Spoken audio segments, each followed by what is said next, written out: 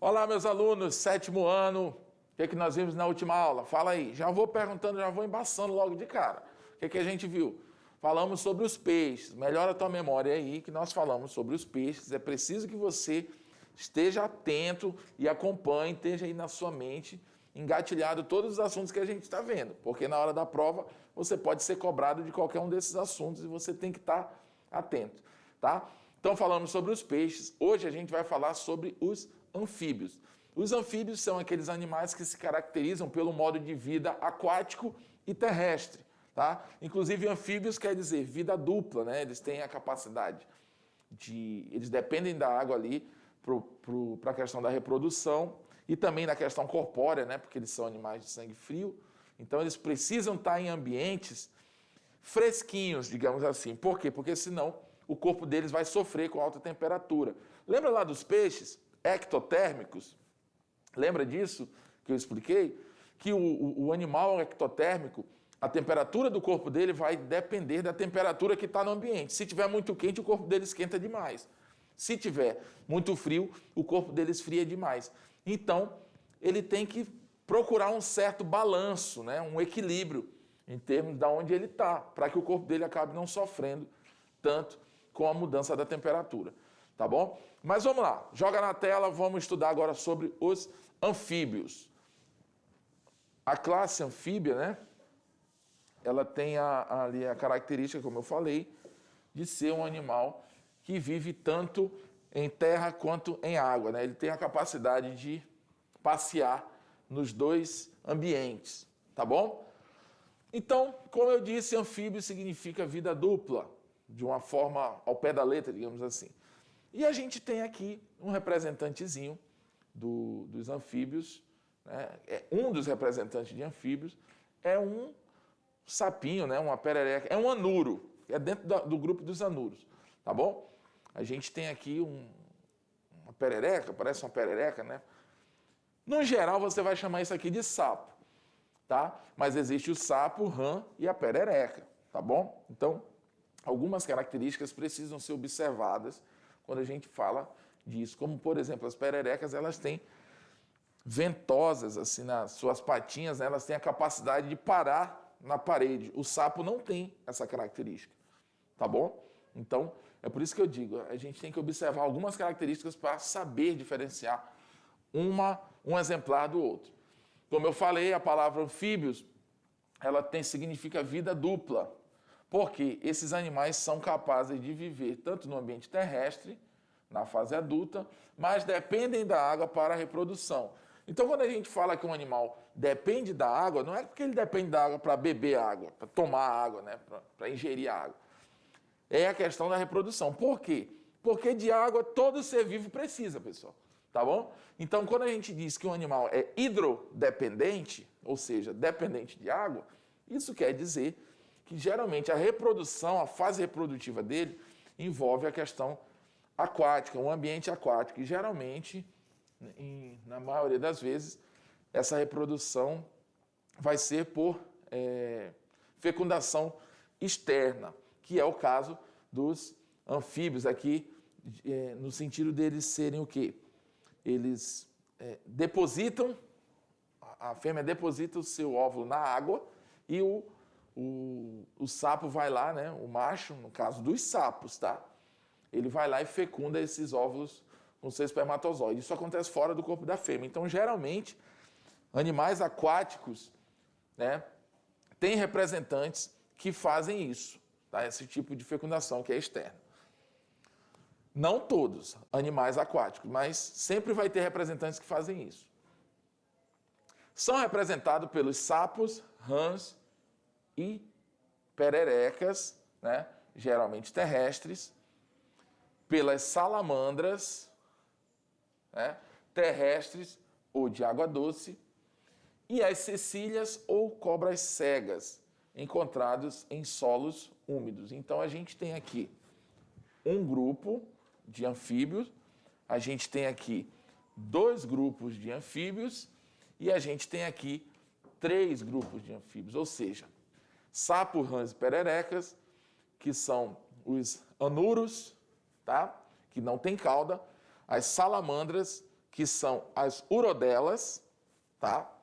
Ou os urodelas, e as cecílias ou cobras cegas, que são as gimnofionas, tá bom? Então, esses 3 grupos vão compor aí os anfíbios. Foram os primeiros vertebrados a ocupar o ambiente terrestre, tá? Graças à presença de quê? Olha lá, pulmões. Qual é a respiração típica do ambiente aquático? É aquela que eu falei lá nos peixes, são as branquiais. Eu até falei assim, geralmente animais que, se eu não me engano foi na aula passada que eu falei isso, geralmente animais que vivem na água, eles tendem a ter a respiração branquial, mas tem os peixes dipnóicos, lembra que eu falei? Que são um grupo de peixes pulmonados. Pô, legal.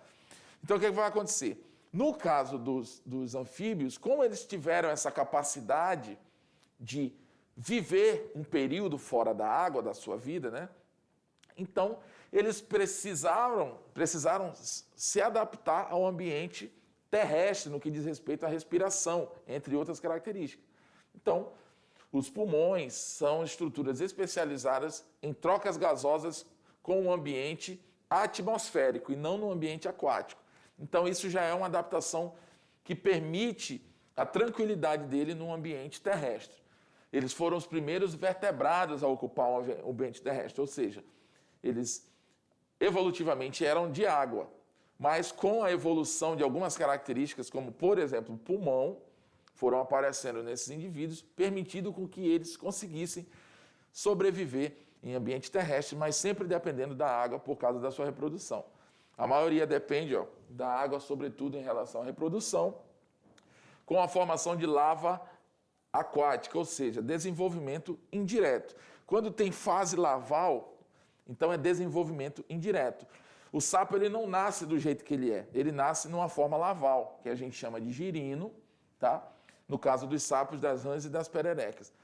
E são animais ectotérmicos. O que são animais ectotérmicos? São aqueles animais que a temperatura corpórea depende da temperatura do ambiente. Já expliquei isso, inclusive, já nessa aula, lá no início. Tá?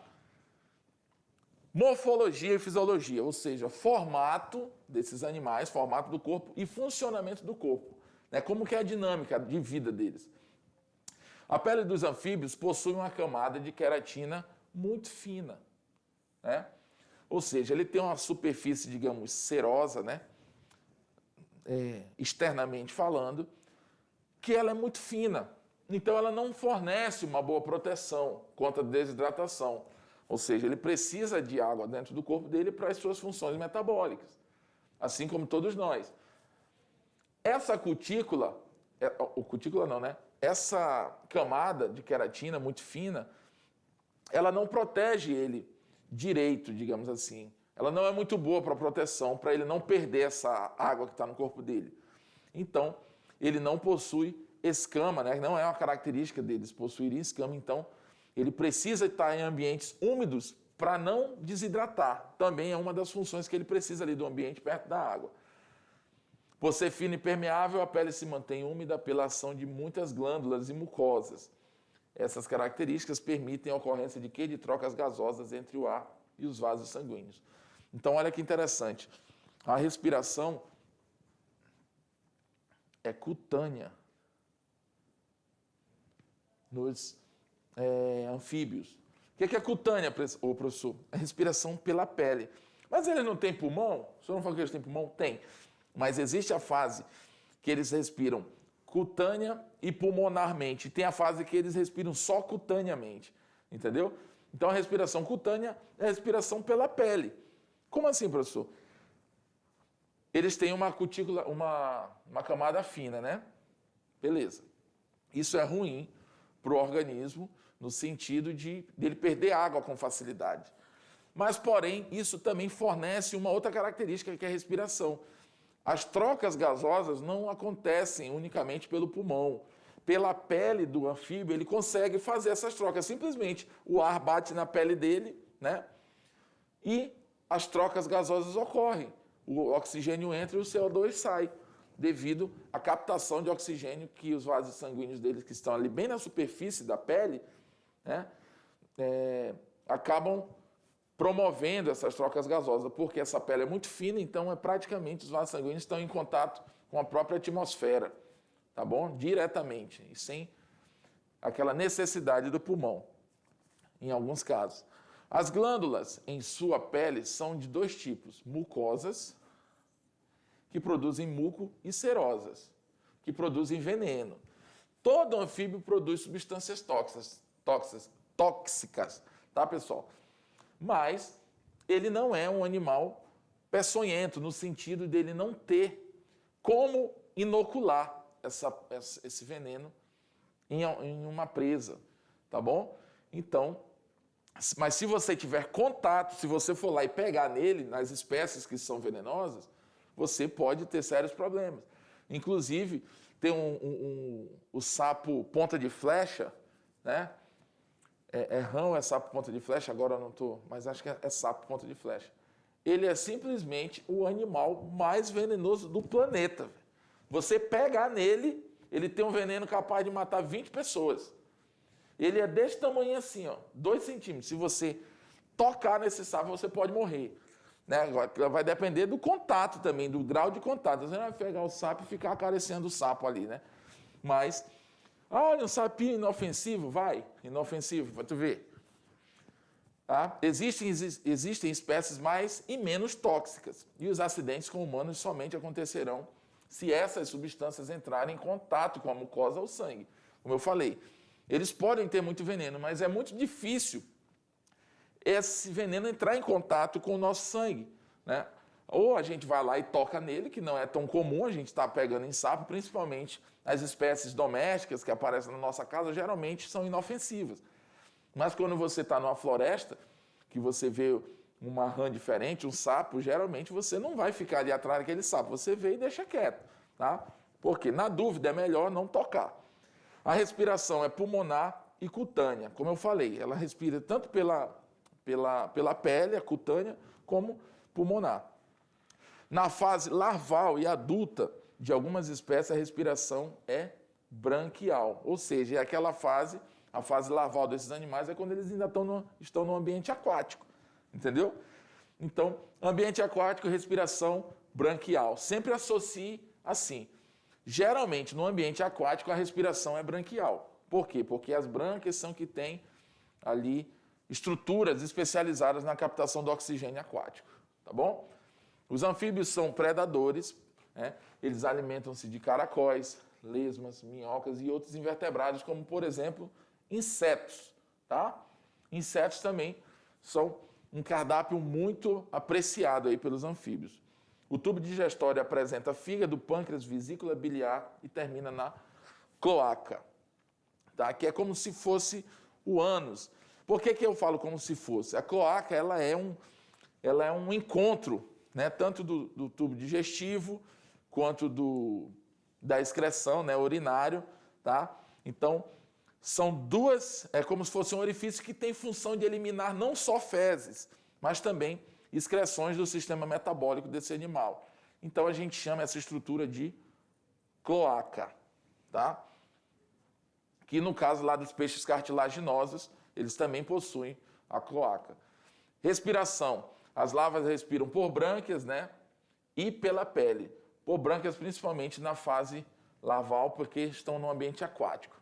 E também cutânea, tá? Em algumas salamandras, tá? As brânquias persistem no adulto, mas a maioria dos anfíbios adultos respiram por pulmões e pele, ou seja, aquela respiração pulmonar e cutânea. Mas olha que interessante, que eu falei lá no início. É preciso que a gente entenda que existem grupos dentro dos anfíbios que podem ter características um diferente do outro. Não é porque é anfíbio que são todos idênticos. Existem algumas diferenças, como, por exemplo, no caso das salamandras, as brânquias persistem no adulto, mas a maioria dos anfíbios respiram por pulmões e pele, entendeu? Mas o grupo das salamandras tem essa diferença aí, ó. A reprodução. O lugar para a reprodução dos anfíbios varia entre as espécies. Pode ser uma poça transitória formada após uma chuva, né? Um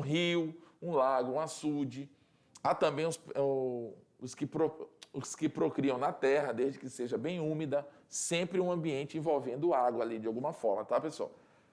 O acasalamento da maioria dos anfíbios acontece na água. O coachar do sapo, né, do macho, faz parte do ritual pré-nupcial. E a fêmea, no período fértil, é atraída pelo parceiro sexual por meio do seu canto. O que ela faz? Ela espelha os seus óvulos na água e o sapo vai lá e fecunda esses óvulos. Agora, é claro, existe ali o ato sexual. Ele vai abraçar a fêmea no movimento ali de amplexo, como se fosse um movimento típico, né, sexual dos animais. Só que ele não fecunda os óvulos dela internamente. Ela vai com aquele ato que está acontecendo ali, né, no caso o sexo entre eles, o acasalamento, isso vai estimular a liberação de óvulos dessa fêmea no ambiente aquático. E aí o macho vai lá e fecunda esses óvulos no ambiente aquático. Então você percebe, forma ali um embrião, né? O zigoto vai formar uma fase larval, portanto desenvolvimento indireto, e só depois que ele chega no formato, digamos, final. Por isso a gente chama de fase larval, que é o desenvolvimento indireto. Ele não nasce igual como ele é, ele vai se transformando. Isso é desenvolvimento indireto. Tá? A fêmea tem o corpo cheio de óvulos e agarrada pelo macho com um forte abraço. Tá? Esse abraço pode levar dias até que a fêmea lance seus gametas, né? Ou seja, seus óvulos na água. Então o macho também lança seus espermatozoides que fecundam os óvulos, cujo desenvolvimento ocorre na água. Entendeu por que eles precisam da água? É justamente, mais caracteristicamente, por causa desse período de reprodução. O sapo, a rã e a perereca realizam fecundação externa, aquilo que eu falei, né? A salamandra e a cobra cega realizam fecundação interna, tá vendo? São anfíbios, mas apresentam diferenças. Então aqui a gente tem um movimento chamado, tecnicamente, de amplexo. Esse abraço típico do acasalamento, né, que o macho dá na fêmea. Então ela fica com os ovinhos ali, né, até eles eclodirem, virarem as larvinhas, girino, enfim, vão se desenvolver. Ordem Urodela. Né, a gente tem a ordem Urodela, as salamandras. As salamandras comuns são chamadas pelo nome científico de salamandra terrestres. Habitam regiões arborizadas, vivem principalmente na Europa, né, e no norte da África, e têm hábitos essenciais noturnos. Tá? Normalmente, elas hibernam, ou seja, elas passam determinados períodos ali em total descanso, né, para em outras partes do ano elas estarem na ativa. Beleza? Ordem Anura, que é a dos sapinhos, sapos, rãs e pererecas.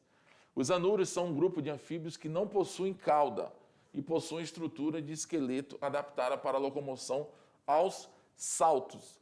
É uma característica desse grupo saltar para se locomover. A diversidade de anuros é enorme e esse grupo está presente em todos os continentes. Existem anuros adaptados à vida aquática e terrestre. Todos são carnívoros. Em geral, a visão para a detecção da presa, portanto, é importante que haja movimento. Eles utilizam a visão, né, para a detecção de uma presa. Então, é muito importante aí uma visão que haja movimento. Ou seja, se a presa não se mexer muito, ele pode ter dificuldade, né, porque ele se baseia muito pelo movimento. Esses animais possuem uma grande variedade de estratégias reprodutivas, que vão desde o desenvolvimento direto dos girinos, que nascem após 10 dias e que depois de uma série de metamorfoses transformam-se em sapinhos, tá bom? Aqui é desenvolvimento indireto, tá, pessoal? Indireto. Muitos possuem glândulas produtoras de veneno na pele. Nos sapos, há glândulas paratoides ou paratoides, né? É a mesma coisa aqui, paratoides ou parotoides, tá? Que se abrem nos lados da cabeça, atrás dos olhos e liberam veneno quando comprimidas. Tá? A perereca pertence à família das Rhacopheridias, tá? Existem cerca de 150 espécies, sua pele é mais lisa que as dos sapos. A perereca possui nas extremidades de cada dedo pequenas almofadas, que eu falei lá no início, né? Eu chamei até de ventosas. Almofadas adesivas que servem para prender nos galhos. Ela é dotada de membrana elástica escondida entre os dedos, que formam uma espécie de pipa. Aí temos a ordem Gymnophiona, né, ou Gymnophiona, que são as cecílias ou cobras cegas. Elas têm os olhos muito pequenos e usam o quê? Receptores químicos para detectar suas presas. Podem ser aquáticas ou terrestres, mas todas respiram através de pulmões, né? São animais pulmonados. Alimentam-se de presas alongadas, como minhocas, vermes, larvas, insetos, provavelmente também de peixes pequenos.